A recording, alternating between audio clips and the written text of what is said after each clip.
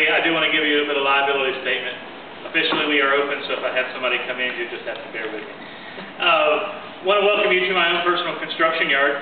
You saw our construction going on over next door.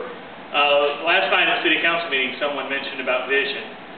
25 years ago, a vision started, and the vision is sitting behind me.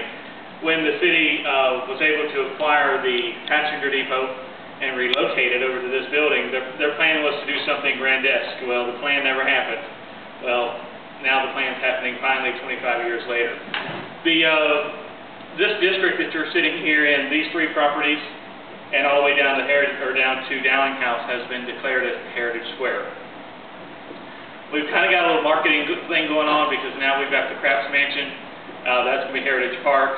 And when the Rails Trails program connects those two properties, it'll be connected by Heritage Trail. So, you know, we're playing off of it. Maybe we'll have a sub shop and we'll call it, you know, Heritage Subs or something. I don't know.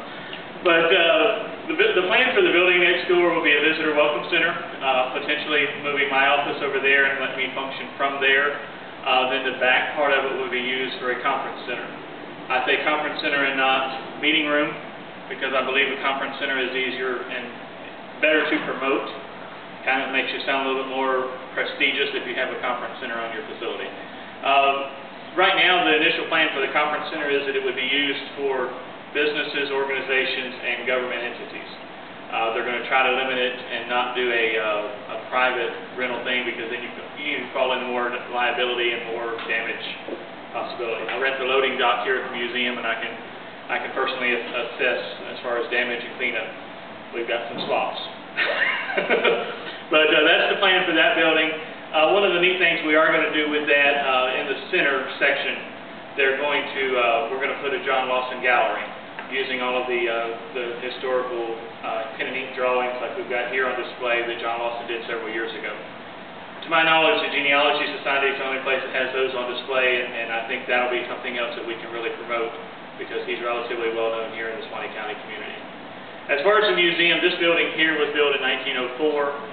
The passenger building was built in 1908, and the City Hall building on the corner, which is now occupied by the Chamber of Commerce, was also built in 1904. At that point in history, this was the hub of town. If you lived even right over where the courthouse is now, you lived outside of town.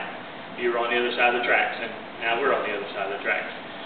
Mr. Dowling, of course, had the Dowling House. Dowling House is also included in what we'll be calling Heritage Square. Incidentally, the water tower is the oldest working water tower in the country. The city keeps talking about taking that out of service, and we're trying to convince them to leave it in service, maybe take it out of public service. So we're just kind of working out some details with that angle. The neat thing about the Dowling Tower is it was built 2 years after the house, and basically it boiled down to Mr. Dowling just got tired of going outside to go to the bathroom. He wanted running water indoors. Then he ultimately sold that to the city, and it became our first city waterworks plant. In the early 1900s, the core railroad, everything came through Live Oak. We've got a map of the 1901, I think it is, shows 11 sets of tracks right here in this field. In recent history, we've had as many as 6, and then prior to that, there were 9. You always hear I caught the train. Well, in Live Oak, it doesn't mean you caught the train, it just means the train caught you in traffic. They block our road for, I've seen them block for 35, 40 minutes, and CSX doesn't seem to care. But, what else are they going to do? They got a job to do, too. Here at the museum, our main target group is our 4th grade students. That's when the Florida education goes into their curriculum. So during the school season, we get a lot of school visitors, usually in the late spring after FCAT is over. One thing the Historical Commission has just started doing is they do a grant program with the school kids because field trips, the kids have to pay for teachers have to pay for them. So the Historical Commission has a grant where they'll fund it. And our mission is free, so the field trip is free. And when they come to me, they usually come to me about 9:30 in the morning, and they leave about 2 o'clock in the afternoon. We make it a full day for them. We start our tour right out here in the rail yard, talking to them about the trains, the little rail car that we have out front. We hit of course, we're not able to go in the passenger building yet, but we include the passenger building, the city hall. We walk them up here. We introduce them to Betsy, which is the old fire truck at the station. walk them down to the Dowling house if they're not able to get into the restaurant for lunch. Usually what we'll do is we'll provide them a popsicle or something, just, something there. And then we go over to the health center and let them just run and be crazy at the park, bring them back here, and then we have a cool-down period inside, and we give them a tour inside the museum. In process of that, they have lunch. Usually they coordinate that with Cowboys, and they'll have lunch right here on our loading dock. So the parents and the teachers really enjoy it. Like I say, it's a full-day event for them. It's like, I had one kid tell me it was awesome. It's like 4 field trips in one. And I said, that's the plan. Because we know with budget cuts, teachers just can't get them all, take them too many field trips a year. So if they're going to do one, let's do a big one. As I was saying before about our railroad, Live Up Here in Gulf was our line. LOP&G, living on peas and grits. The loaf and gopher. If you rode the LOP&G, they say that it stood for leap off, push, and grunt.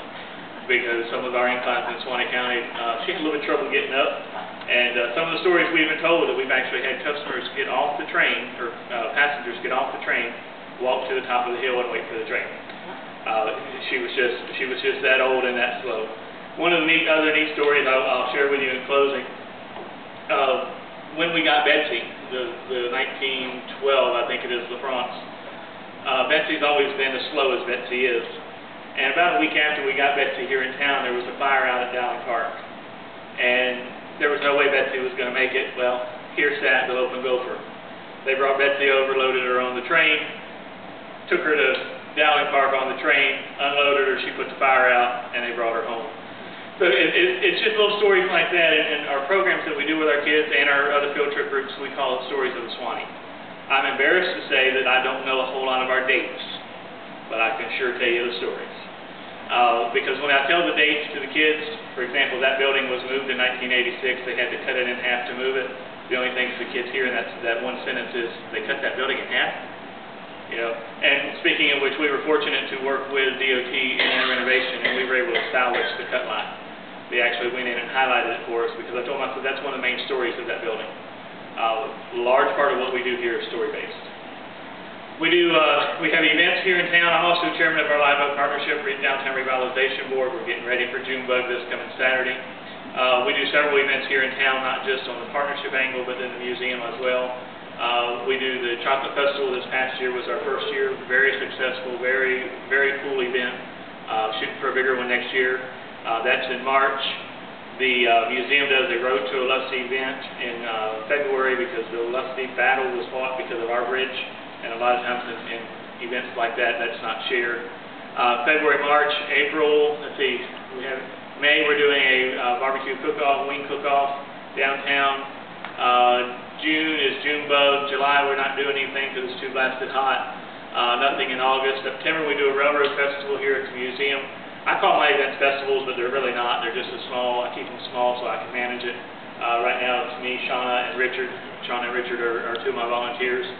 And then in October we do our big fall festival, or Scarecrow Festival, and we get ready for Christmas on the Square. The kind of the goal of the partnership is we want to keep our sidewalks busy, keep things going on in downtown. That's the only way we're going to encourage our businesses to take a little bit of pride in what they have. Pride right now is our issue.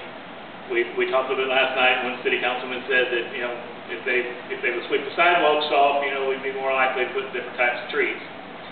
Well, yeah, but then my question is, who's paying for that? Don't we pay somebody to take care of our streets? But I didn't go there. But getting our downtown businesses to take some pride and doing some beautification is all about what we're trying to do as far as revitalization, and it's going to come back into play with what you guys are going to be able to help us do, and that is market our downtown. We're Live Oak, we're not Dead Oak. Our town's not dead. It may be on life support, but we're not dead yet. And we just got to corral our troops and get them together to share that mission with them. Again, I want to thank y'all for being here today. Been looking forward to hosting the meeting. When you're done, by that time we should have this coffee pot mastered. Help yourself to any of these refreshments. Walk through the museum. If you've got any questions, let me know. If I don't know the answer, I make it up. Our unofficial motto here is, we never let the truth get in the way of a good story.